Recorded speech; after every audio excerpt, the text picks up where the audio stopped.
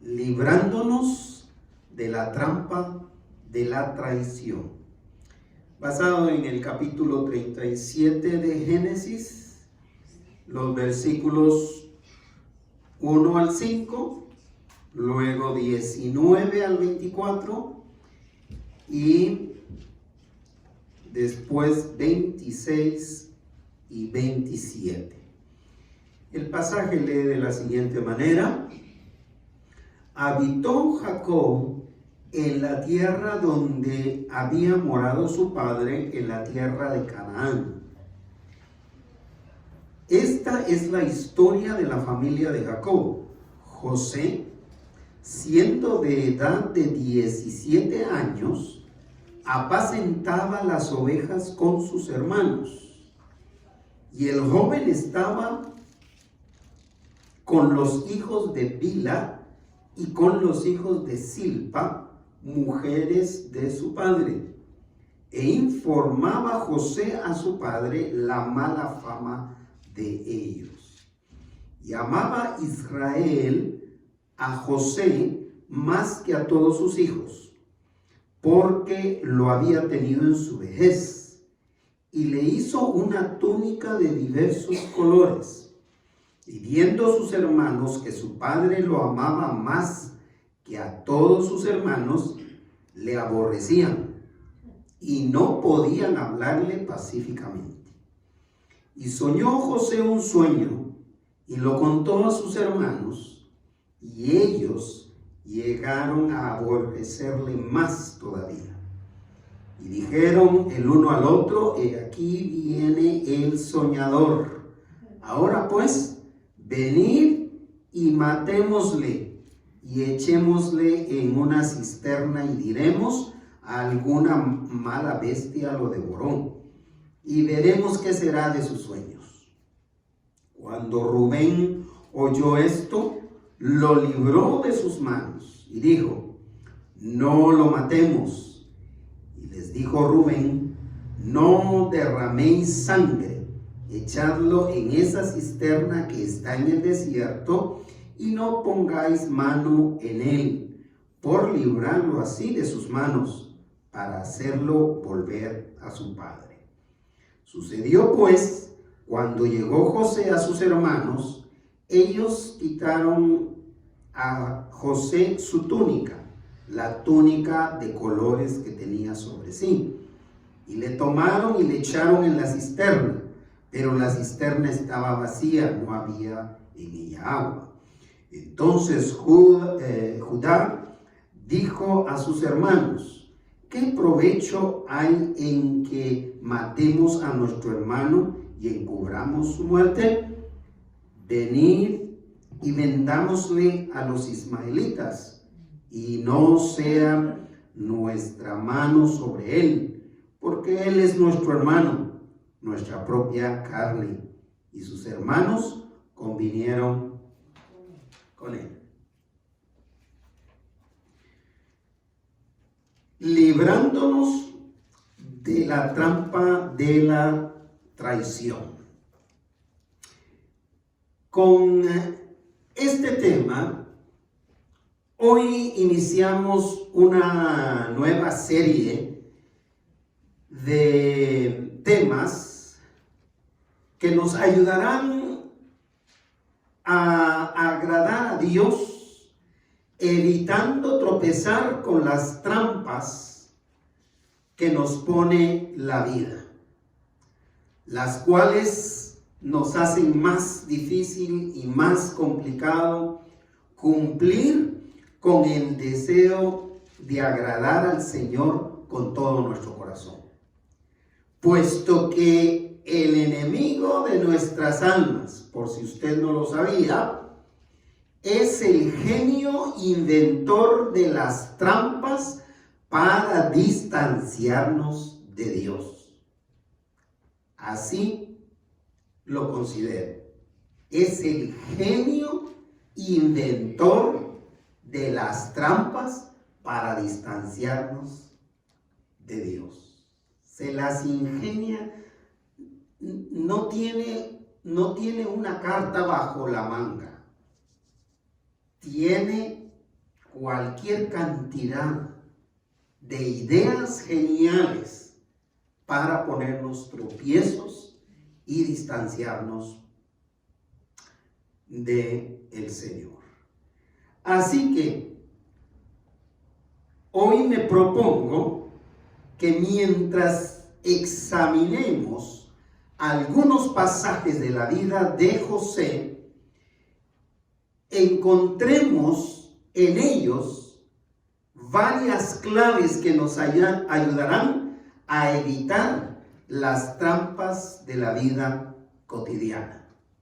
Empezando por librarnos de la trampa de la traición, en la cual podemos ser víctimas o ejecutores.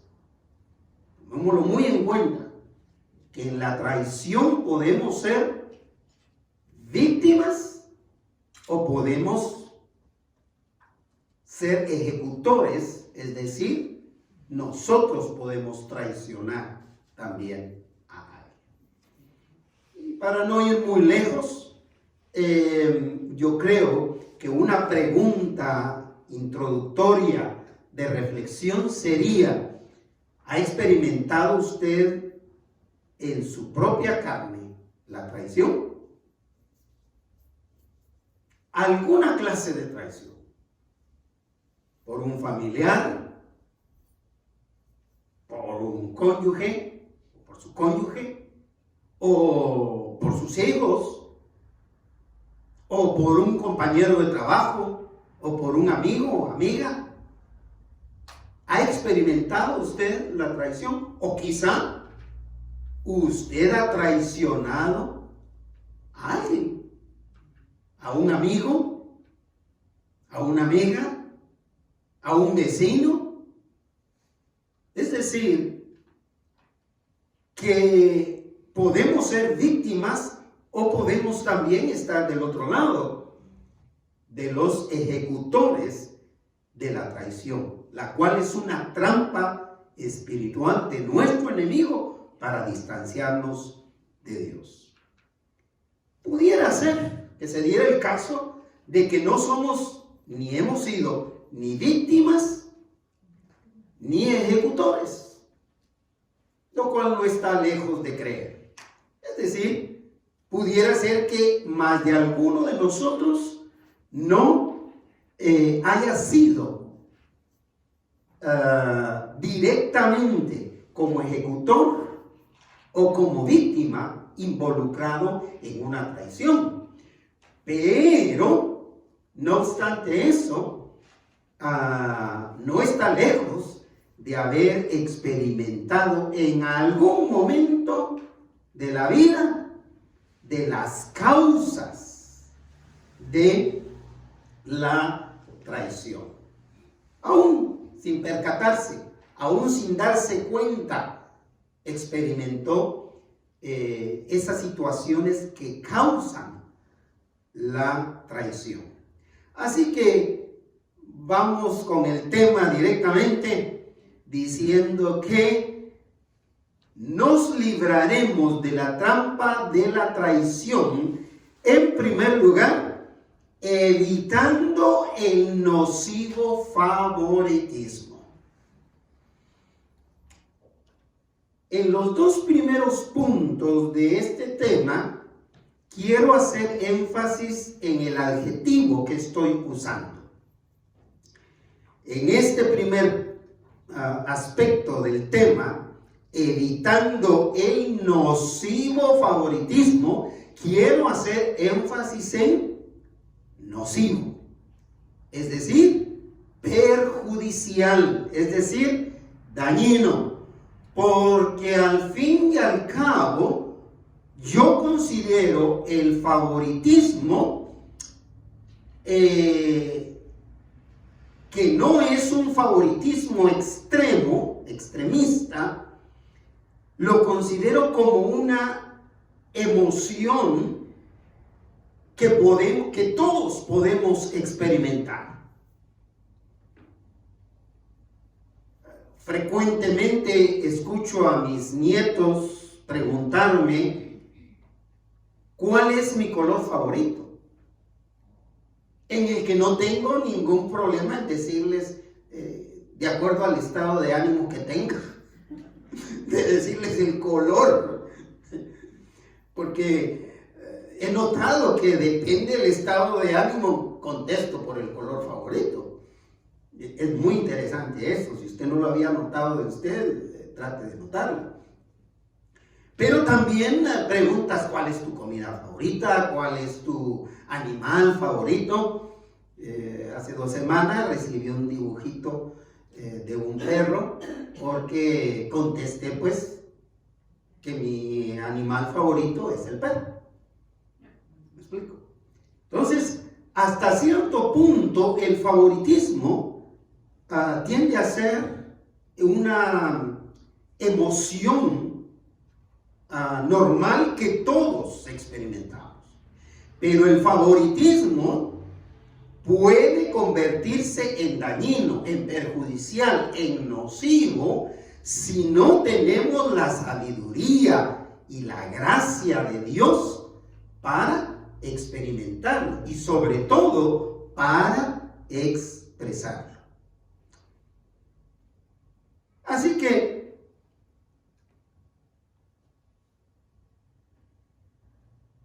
cuando examinamos a la familia de Jacob, los vemos viviendo en el monte Hebrón o en Canaán, no Canadá, sino Canaán, como cualquier otra familia numerosa de su época.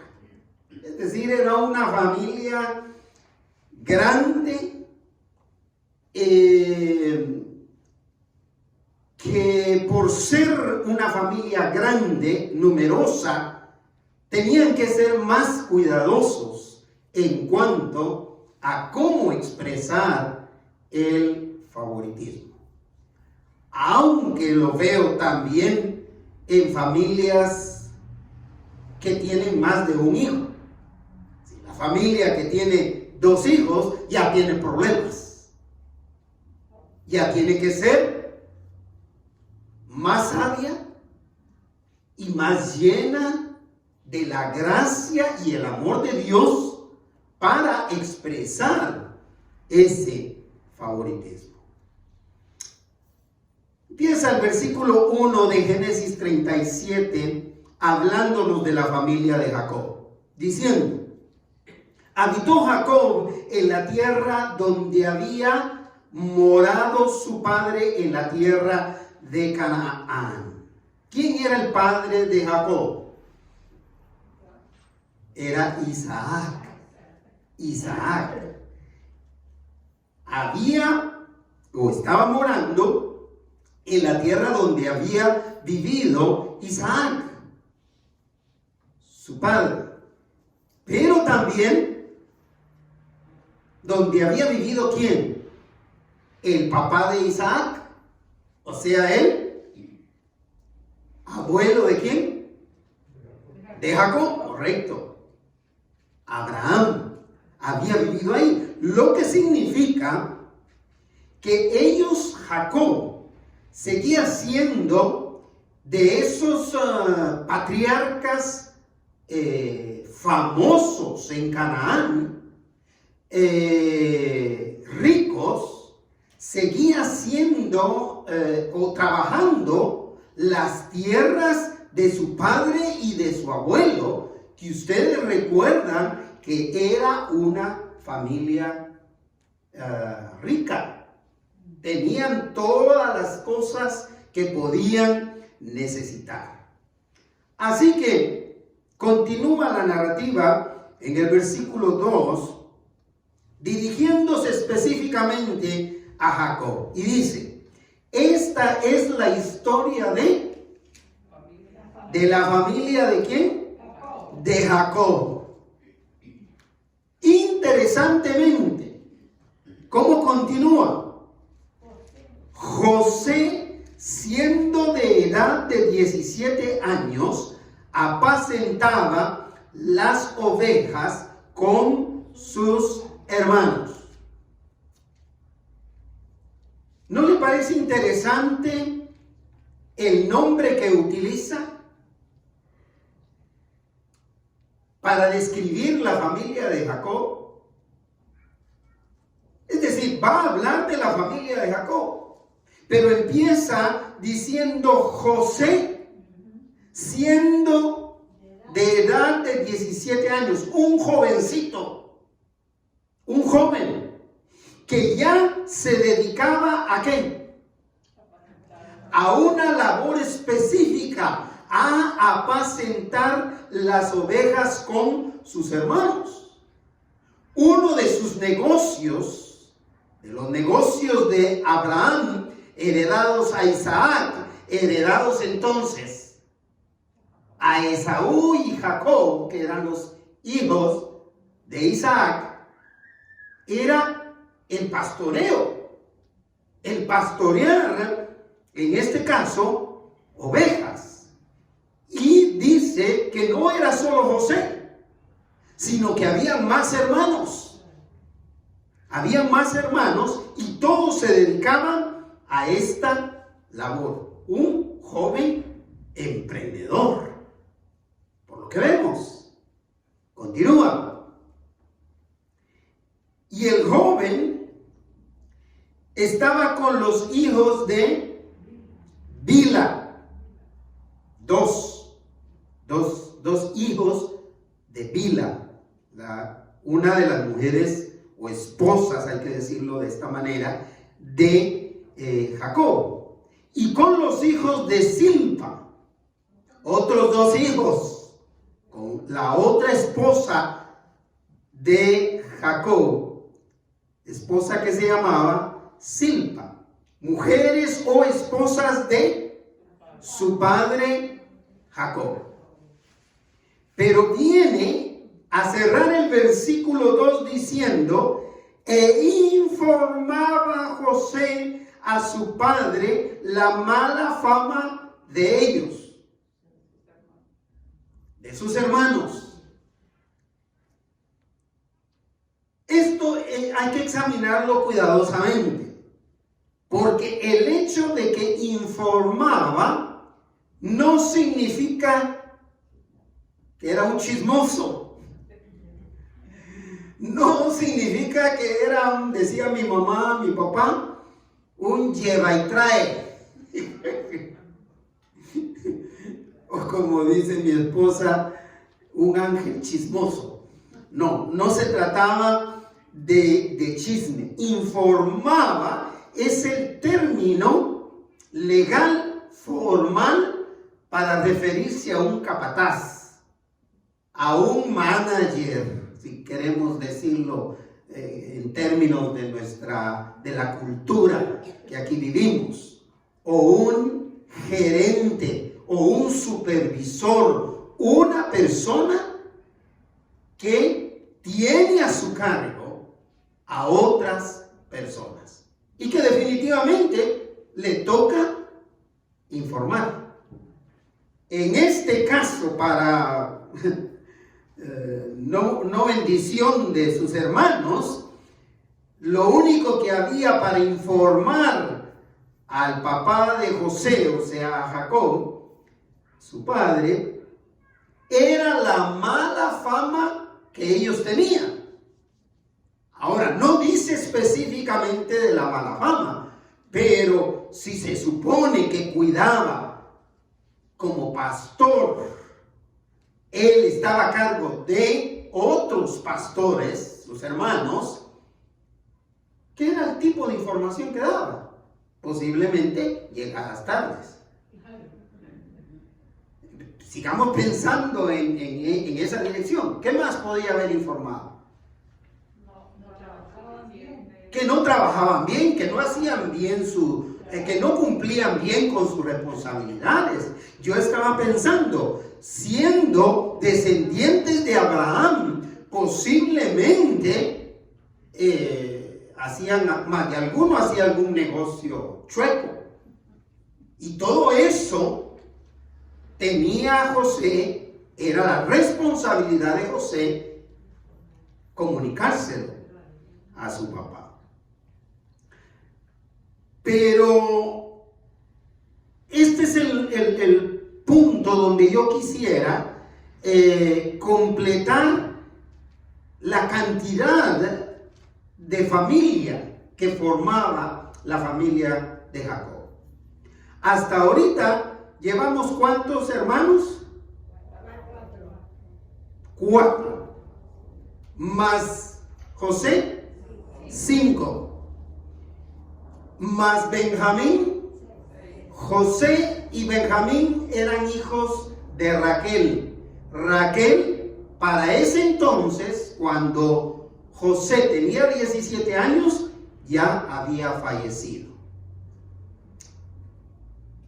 Jacob se quedó con 2 hijos huérfanos de mamá, que eran José y Benjamín, de los más jóvenes, de los más pequeños de la familia.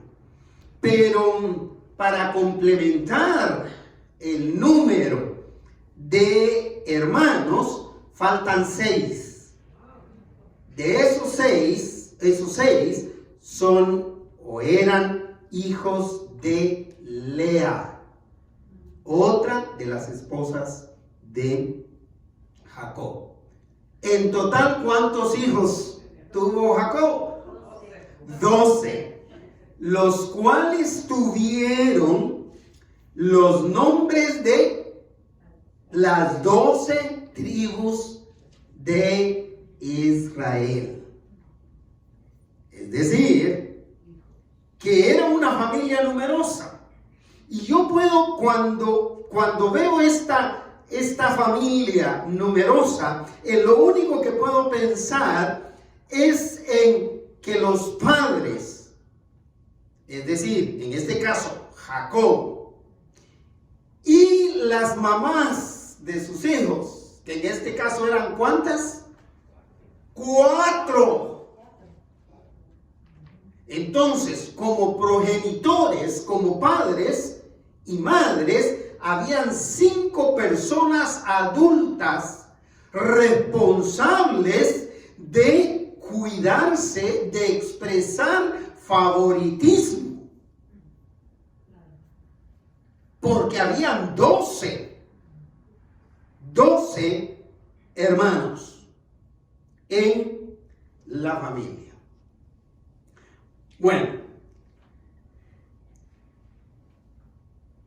para ir entrando en concepto de esto, de lo nocivo que puede ser el favoritismo, si no lo sabemos expresar, al parecer Jacob no había aprendido nada de los desastres que provocó el nocivo favoritismo de sus padres, o sea, de Isaac y su esposa, padres de Jacob.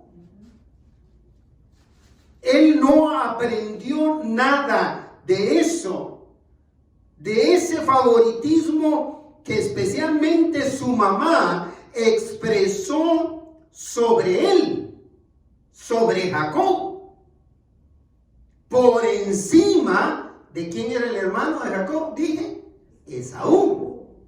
Al punto que cuando ellos ya estuvieron grandes, Jacob y Esaú lo último que dijo para dividirse de Jacob fue esto: pero te juro que vendrán días del funeral de nuestro padre,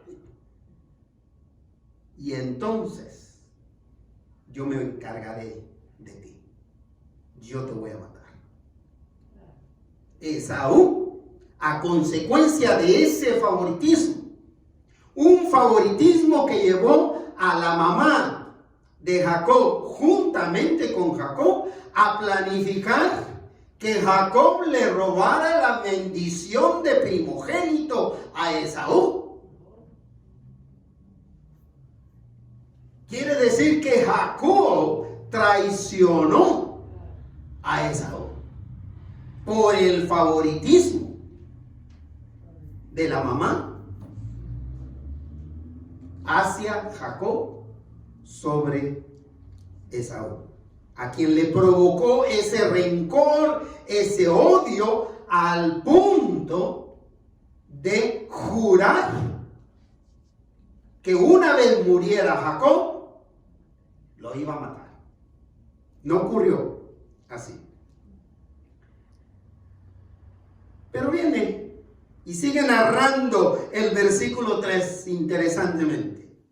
Y amaba Israel, que fue el otro nombre que Dios le cambió. ¿A quién? A Jacob. Y amaba Israel o Jacob, que es el mismo. ¿A quién? A José. ¿De qué manera? Más que a todos sus hijos. ¿Cuántos más? 11. Y amaba Israel o Jacob a José más que a sus 11 hermanos. Lo amaba más. Y fíjese que no hay problema con eso. Yo creo que debemos ser sinceros, y aunque nosotros digamos que amamos igual a nuestros hijos, yo creo que el único que puede decirlo es el que tiene un solo hijo.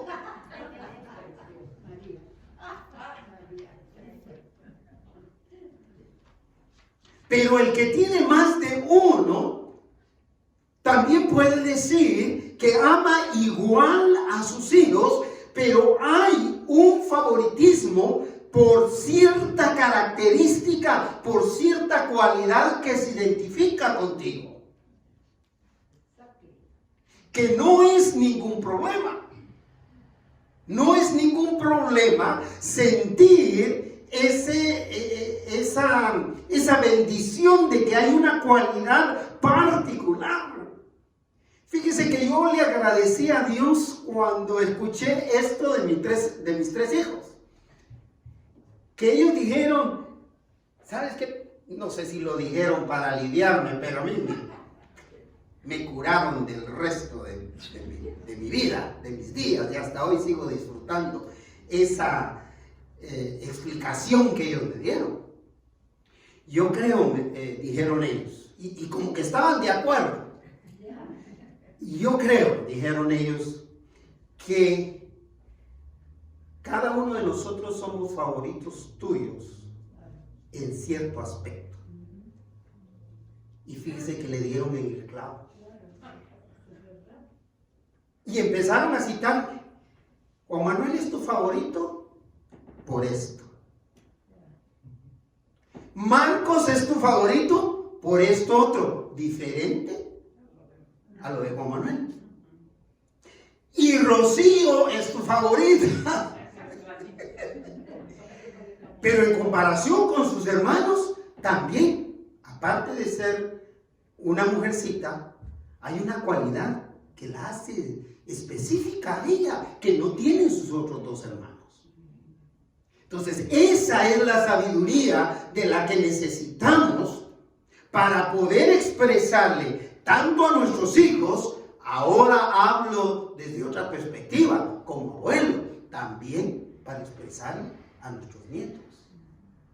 Porque también les podemos hacer la vida amarga a nuestros nietos, a nuestros sobrinos, hermana Araceli y hermana Eva, sobrinos y sobrinas. No es cierto que hay muchos favoritos. Pero en particular, cada uno de ellos es favorito por algo. Por algo en específico. Y eso es lo bonito y lo interesante de que sean mis favoritos.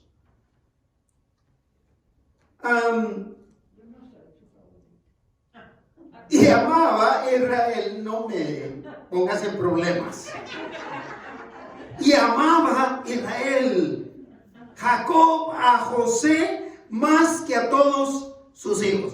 Te voy a decir lo que me reveló ahorita mi Señor al respecto de lo que dijiste. Mira, que el Espíritu Santo del Señor está sobre mí, está en mí, pensando en esto. Uno de mis sobrinos, que se considera el favorito, dijo: a mí no me digan nada, yo sé que yo soy el favorito. Así, a mí no me digan quién es el favorito. Si mi tío les puede decir a todos, pero yo sé lo que sé, que yo soy el favorito. No era problema que Jacob amara a José más que a todos. Y la razón era porque lo había tenido en su vejez. Era uno de los más jóvenes. Cuando yo examino mi familia también de 12, 14 hermanos, 16 con los adoptivos y adoptadas, yo puedo ver esta dirección. Y alabo al Señor de mis papás, mi papá y mi mamá nunca mostraron que yo pueda definir: mi hermano fulano era el favorito o yo era el favorito. No puedo señalar eso, fíjese. Interesante. Me parecía que a todos nos trataban de la misma manera. Y al final de cuentas, en lo que coincidimos, la mayoría de nuestros hermanos, es que mi papá trató de manera diferente a mis dos últimos hermanos, a los dos más pequeños. Pero la razón que descubrimos es: mi papá, nosotros le acabamos las fuerzas. Los mayores terminamos con aquella energía de corrección y de todo lo que hacía mi papá. Al punto que ya con mis hermanos, con los dos más pequeños, se burlaban, se reían, hacían chistes de mi papá. Y mi papá tranquilo, decíamos nosotros: ¿cómo cambió mi papá? Pero lo atribuíamos a su cansancio, a su agotamiento por el trabajo y por todo lo demás, y después de haber lidiado con una pandilla de bandidos, por decirlo de alguna manera. Pero lo amaba porque lo había tenido en su vejez. Pero aquí viene el error. Y le hizo, ¿qué? Una túnica de diversos colores. ¿Qué significa? La túnica de diversos colores para los hebreos significa un distintivo especial de importancia. Al único que le ponían una túnica, mejor se la hubiera puesto a él, como papá. Mejor se la hubiera mandado a hacer para él y no para José. Porque al ponerle la túnica de colores, al regalarle esa túnica de colores, lo que él estaba diciendo, de acuerdo a la cultura hebrea, es: este es el más importante.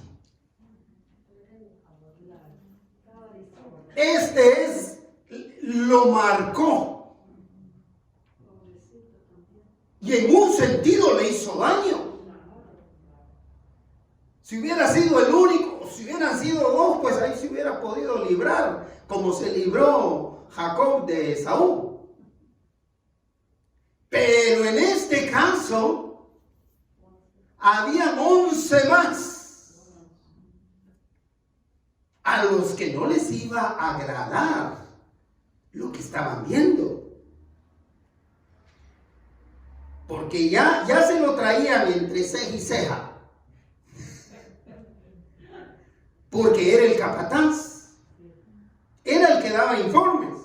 Ahora le hizo una túnica de diversos colores. ¿Cuál fue la reacción? Veamos el versículo 4 en su primera parte. Y viendo sus hermanos que su padre, ¿qué? Lo amaba más que a todos sus hermanos, no lo felicitaron. Hasta cierto punto, yo quiero pensar como hijo de una familia numerosa. En esos sentimientos naturales,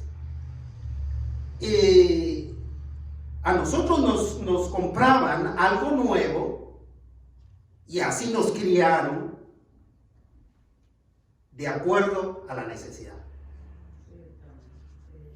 Es decir, ¿a quién le toca? Quien tenga más necesidad. Así que en las noches, si yo ya no tenía zapatos, si mis zapatos ya estaban rotos, en la noche que regresaba mi papá de trabajar, nos sentábamos así, agarrarlo en su entrada, cruzábamos el pie y buenas noches, papá. Y a moverle el pie con el zapato roto. Es decir, el que estaba en más necesidad era al que se le compraba. Entonces, para eso por eso yo creo no fue problema para nosotros. Pero en el caso de esta familia no llegaban a esos extremos de necesidad, porque era una familia que tenía. Entonces la túnica de colores, definitivamente el propósito era resaltar la importancia de José. Y viendo sus hermanos que su padre lo amaba más que a todos sus hermanos, ¿cómo dice la narrativa? Lo aborrecían. Es decir, que lo que provocó aquel nocivo favoritismo fue un rotundo rechazo de parte de sus 11 hermanos, que abrigó en el corazón de ellos, mientras los días y los años pasaban, un riguroso odio de muerte. Lo único que provocó en los 11 hermanos lo único que deseo es, o les deseo a ustedes es, la muerte. Tal como lo había experimentado su tío, Esaú. Justamente lo mismo. El mismo deseo de muerte que experimentó Esaú, el hermano de Jacob, es el mismo sentir de los 11 hermanos. Lo aborrecieron, lo odiaron. Un odio, un aborrecimiento que no tardó mucho en manifestarse con acciones dirigidas a la destrucción de José, a la destrucción del favorito. Vea el versículo 4, en su segunda parte. ¿Qué nos dice? Y no podían hablarle pacíficamente, hablando coloquialmente, no lo podían ni ver. Así es. ¿Qué otro dicho se les viene a la mente? No le podían ni dirigir la palabra, porque cada vez que le hablaban era para dejarle una directa. no le podían hablar, ¿qué? Pacíficamente. Ni siquiera el saludo hebreo le podían dar. ¿Qué decía el saludo hebreo? Shalom, paz, paz de Dios. Si usted no le puede dar ni los buenos días a alguien, ahí hay un problema en su corazón. Con quien sea. Si usted no es capaz de bendecir a alguien diciéndole buenos días, y allá en nuestros pueblos, que ya lo olvidamos hoy, pero allá en nuestros pueblos es buenos días te dé Dios. Es una bendición. Buenos días te dé Dios. Que Dios te dé un lindo día. Ellos no eran capaces de expresar eso, porque sus corazones estaban llenos de aborrecimiento, estaban llenos de rencor. Y no podían hablarle pacíficamente. Ya que ustedes no me quieren ayudar, yo les voy a decir otro dicho. Lo masticaban, pero no lo podían tragar. No había manera, el odio, el rencor, no los dejaba. A esto se le suma otra característica de José. Versículo 5, ¿qué dice? Y soñó, continúa hermana Araceli, José un sueño y lo contó a sus hermanos. Quiero leerles, porque no lo tengo en la lectura de hoy, leerles el sueño que tuvo, los sueños que tuvo, porque fueron 2. Y he aquí, dice, yo soñé, les dice José, he aquí que atábamos manojos en medio del campo, y he aquí que mi manojo se levantaba y estaba derecho, y vuestros manojos que estaban alrededor se inclinaban hacia abajo.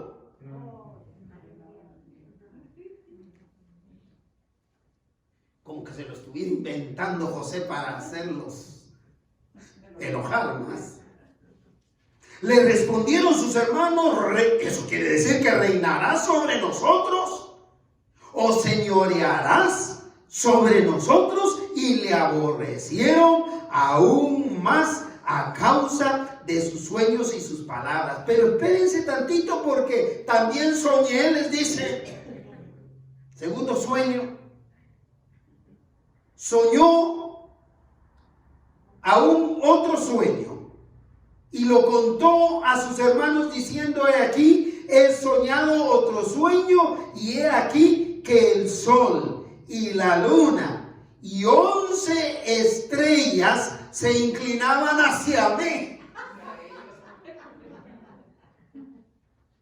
El sol, la luna y 11 estrellas, las 11 estrellas.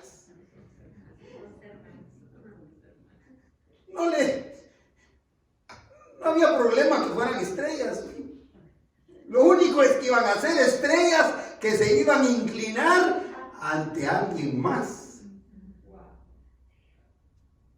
importante que ellos. Así que el versículo 5 tiene razón en narrar. Y soñó José esos 2 sueños y los contó a sus hermanos. Yo creo que él alegremente contó esa situación a sus hermanos. Yo no estaría lejos de que hermana María Guijarro se llenara de algunos enemigos al contarles el sueño que tuvo. Sí, yo no dudaría de que le dijeran, como es muy espiritual o es más espiritual. ¿Quién se cree ella que para soñar semejante sueño. Porque en realidad es semejante sueño. Estoy soñando o estoy viendo que el Señor baja y le estoy diciendo a la gente, ¿se acuerdan? Se los dije. Se los dije. Tenía que provocar molestia en ellos. Él lo pudo haber contado sin ningún ánimo de dañarlos.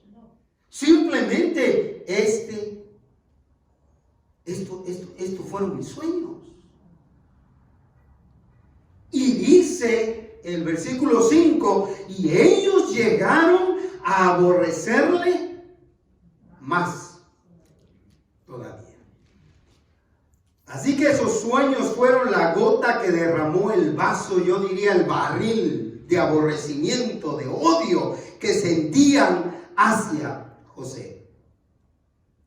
Hay que manejar el favoritismo con sabiduría y mucho amor. Si nosotros le vamos a expresar favoritismo a uno de nuestros hijos, a uno de nuestros nietos, hagámoslo con mucho amor, no solo para él, pero también para su hermano, para otros que están alrededor. Y lo mismo decimos de los hijos a los padres, porque hay hijos que se identifican más con su mamá, la mayoría de las veces, que con el papá. Pero los hijos también tienen que expresar ese favoritismo con sabiduría y con amor a sus padres, a sus progenitores, a ambos. Porque ambos los han traído a este mundo. Y ambos han velado por ellos. Y yo hablo como padre de familia, como hombre, hablo de que nosotros también sentimos amor y un gran amor y un profundo amor por nuestros hijos. Y estamos listos a dar lo que sea por cada uno de ellos. ¿No es cierto? Aunque no lo expresemos, aunque no lo digamos, por las circunstancias que sean. Así que nos libraremos de la trampa de la traición, en segundo lugar, evitando una segunda causa. Esta es la trágica envidia. Otra vez énfasis en el adjetivo. Evitando la trágica envidia. Aunque solemos decir, y yo a veces lo digo, envidia de la buena, por chiste, pero no es más que un chiste. Envidia no hay buena. Envidia es envidia, ¿verdad? Y la envidia es trágica. Es decir, la envidia trae tragedia. Eso es lo que trae y provoca la envidia. La envidia de los 11 hermanos de José escaló de una simple burla, o la palabra de moda hoy día en cualquier país del mundo, el bullying. Escaló de una burla, una simple burla, hasta llegar al intento de homicidio, de asesinato. Nos saltamos a los versículos 19 en adelante. 19, y dijeron el uno al otro, son 11 hermanos, enfurecidos, y dijeron el uno al otro que, he aquí viene el soñador. Por alguna razón Jacob, el padre de estos 12 hijos, le dijo a su hijo José que fuera a llamar a sus 11 hermanos que trabajaban pastoreando en Siquem. Lindas tierras para el pastoreo. Un lugar que quedaba a unas 50 millas de distancia, 80 kilómetros, 82 por ahí. Un viaje que le llevaba a una persona en aquel tiempo unas 20 horas para llegar. Un día de camino, digamos. Y por alguna razón el papá mandó a José, así que cuando José se está aproximando, expresan de esta manera y dijeron el uno al otro: hey, ahí viene ¿quién? Ahí viene el soñador. Pero no era un halago, era un apodo el que le habían puesto. Ahí viene el soñador, ahí viene el ingeniero, ¿no? Dirían en nuestro tiempo, ahí viene el que se soñó presidente, ahí viene el importante, el de la túnica de colores, ahí viene el soñador. Démosle la bienvenida, ¿verdad? Vean el versículo 20. Ahora pues,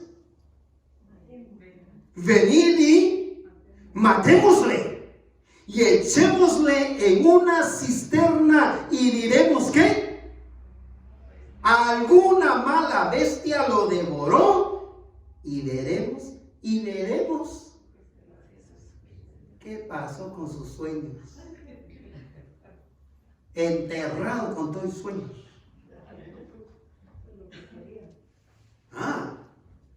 La envidia puede cegar los corazones de las personas. Por eso es tragedia.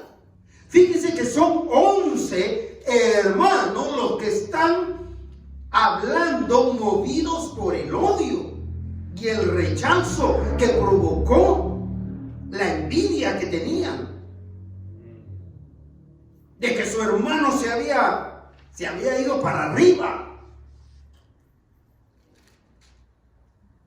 había sobresalido, y planificaron eso.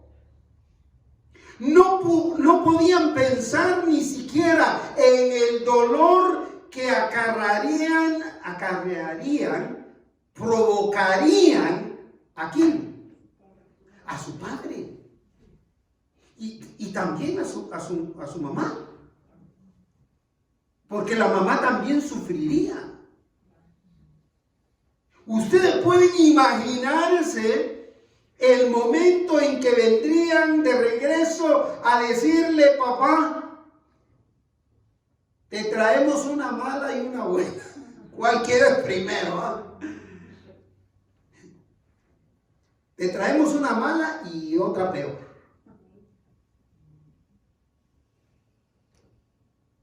Una mala bestia devoró a tu hijo José.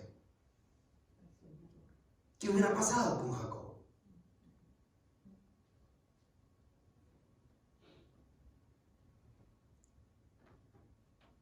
Pero mis hermanos, mis hermanas, cuando una persona confía en Dios y cae víctima, ya sea del favoritismo o de la envidia, en este caso, la envidia de otros, créanme que será librado milagrosamente en Dios en quien confía. Cuando usted se sienta víctima de la envidia de otros, Dios le va a librar milagrosamente. Es decir, va a usar el medio o a quien Él desee usar para librarlo de la tragedia que provoca la envidia. Tal como pasó con José.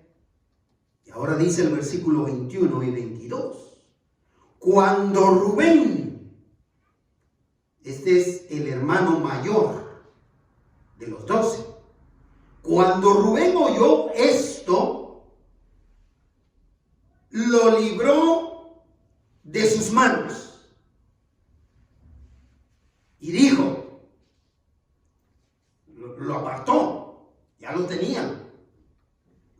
levantó y les dijo: no lo matemos.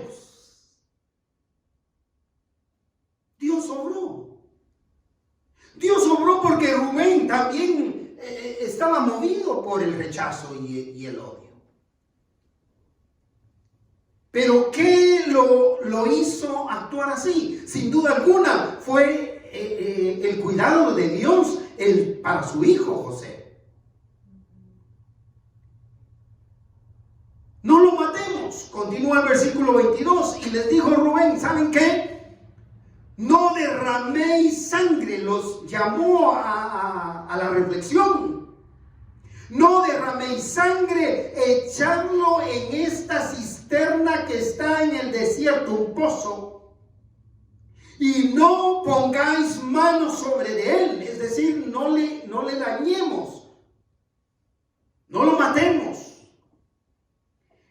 Y les dijo esto, continúa el versículo, por librarlo así de sus manos, para hacerlo volver a su padre. Es decir, con vida. No dice la razón por la que Rubén cambió de opinión. Pero sin duda alguna fue el Señor tomando cuidado de José. Quizá siendo Rubén el mayor, se puso a pensar que él tendría que explicar la situación a su padre. Él sería el que tenía que decir la mentira. Esto solo me hace recordar mi hermano mayor, quien me obligó a ir al mercado con él, porque no quería cargar la canasta de las compras, porque ya era un jovencito que estaba noviando. Y entonces me lleva a mí, que tengo como 10, 11 años, para que me lleve la canasta. Y en el camino, se las voy a hacer cortita, y en el camino nos sale un timador,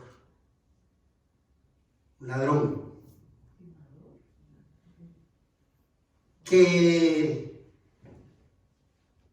un timador es alguien que te tima, alguien que te engaña, que te defrauda.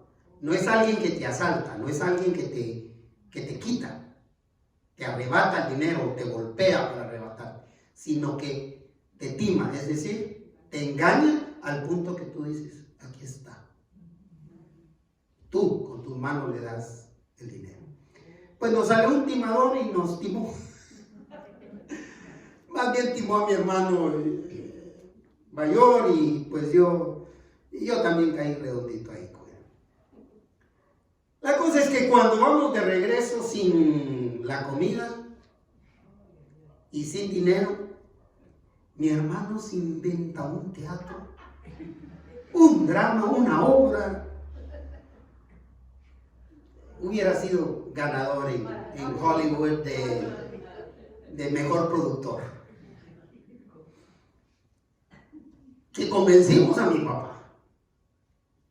Y me dijo: tu única responsabilidad es que cuando yo diga que te puso el cuchillo aquí, lo cual no había sido cierto, pegues gritos como que estás sintiendo el cuchillo ahí. Ya, yo como buen actor actué.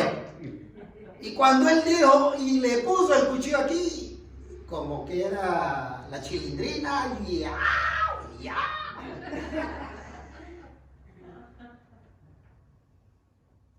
Y así engañamos a mi papá, lo hicimos que saliera supuestamente al barranco donde nos había llevado, mi papá buscando al ladrón.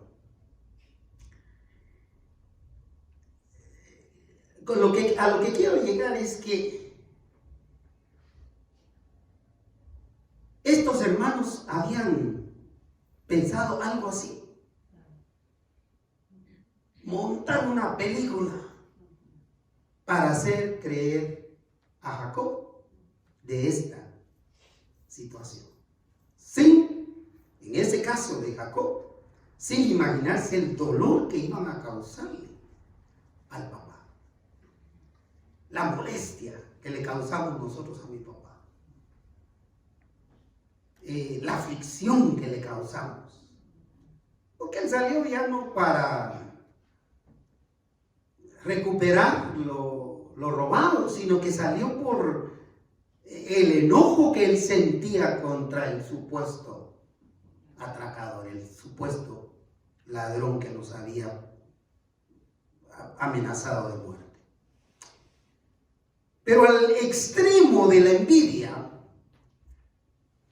a ese extremo de la envidia que experimentaban los hermanos de José, solo eran movidos por el odio destructor. Llámame otra cosa. Versículos 23 y 24. Sucedió pues que cuando llegó José ahí con sus hermanos, ellos le quitaron a José su túnica, la túnica de colores que tenía sobre él. Ese fue la manzana de la discordia. Así que cuando llega, lo agarran y lo desnudan, le quitan su túnica y lo echan, dice, y le tomaron y le echaron en la cisterna. Pero la cisterna afortunadamente estaba vacía, no había en ella agua, afortunada y desafortunadamente. Así que solo esperaba la muerte allí en esa cisterna, o el rescate que iba a hacer Rubén después. Hasta ahí, el rescate que Rubén había preparado para José iba sobre ruedas, porque una vez se fueran, Rubén iba a llegar para sacar a José y ya poderlo regresar a su papá. Así que, en tercer lugar, y finalmente, tenemos que decir que Dios libró a José de la trampa de la traición. Este es el cierre de este pasaje. Fue Dios obrando en la vida de José al cuidarlo. Dios estaba guiando todo aquello para que José, que en ese momento fue víctima de la traición de sus hermanos, fuera más adelante el instrumento de salvación para ellos, para sus propios hermanos. Lo vamos a ver en algún otro tema. Versículos 26 y 27. Entonces Judá dijo a sus hermanos, este fue otro de los hermanos mayores. No dice por qué razón Rubén no estaba presente, no estaba ahí con ellos. Entonces, como no estaba Rubén, Judá fue movido y dijo a sus hermanos una pregunta. ¿Qué les dijo? ¿Qué provecho hay en que matemos a nuestro hermano y encubramos su muerte? Es decir, realmente lo que Judá hizo fue, ¿saben qué? Podemos sacar algo de esto. Es decir, no necesitamos matarlo y encubrir su muerte. Si podemos sacarle un dinerito, podemos sacarle un poquito de provecho a esta situación, sin necesidad de matarlo. Y el versículo 27 cierra el punto diciéndonos que cuando alguien que confía en Dios cae víctima de la traición, Dios lo libra milagrosamente, usando nuevamente el medio de liberación que Él desee. Anteriormente fue Rubén, ahora es Judá. Versículo 27 dice que Judá les dijo: venid y vendámosle a los ismaelitas, descendientes de Ismael, y no sea sobre nuestra mano, y no sea nuestra mano sobre él. Si no le pongamos mano, no lo matemos. Porque finalmente él es nuestro hermano, nuestra propia carne. Y lo bueno fue, ¿qué dice? Que sus hermanos convinieron con él, aceptaron la sugerencia. Si hubiera sido guatemalteco Judá, le hubiera dicho: ¿saben qué, muchacho? Saquémosle un pistillo, saquémosle un dinerito a esta situación, que de alguna manera es Dios obrando, porque ya no está Rubén, pero a través de Judá, que piensa en ganarse alguna platica, como dicen los cubanos, los colombianos, para ganarse una platica, les propone salvarle la vida, venderlo. Dios libró de la traición y de las consecuencias tanto a José como a sus hermanos.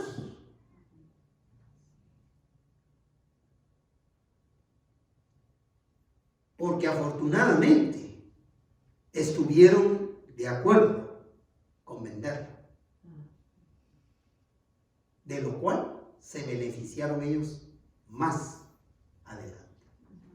Así que cerramos el tema diciendo que al igual que José, el Señor Jesús sufrió la traición de sus 12 discípulos.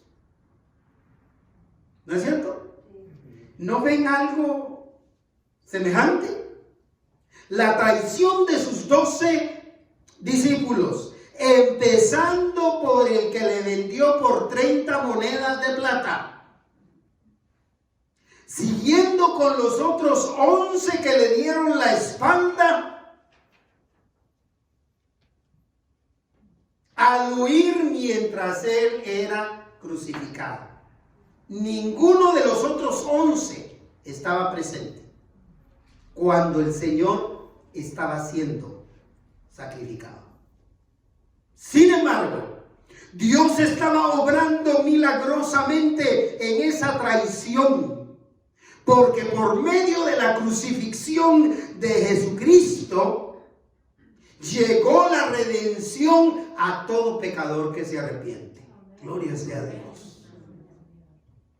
Por esa razón hago esta invitación. Estimado amigo, amiga, abra su corazón y pídale a Jesús que entre en él como su Salvador personal, aceptando que es pecador, pecadora, y pidiéndole perdón por sus pecados, porque de esta manera usted podrá experimentar la salvación que Dios ofrece a todos los que se acercan a él a través de Jesús. En Cristo hay perdón de pecados y vida eterna para todos. Mis queridos hermanos, hermanas,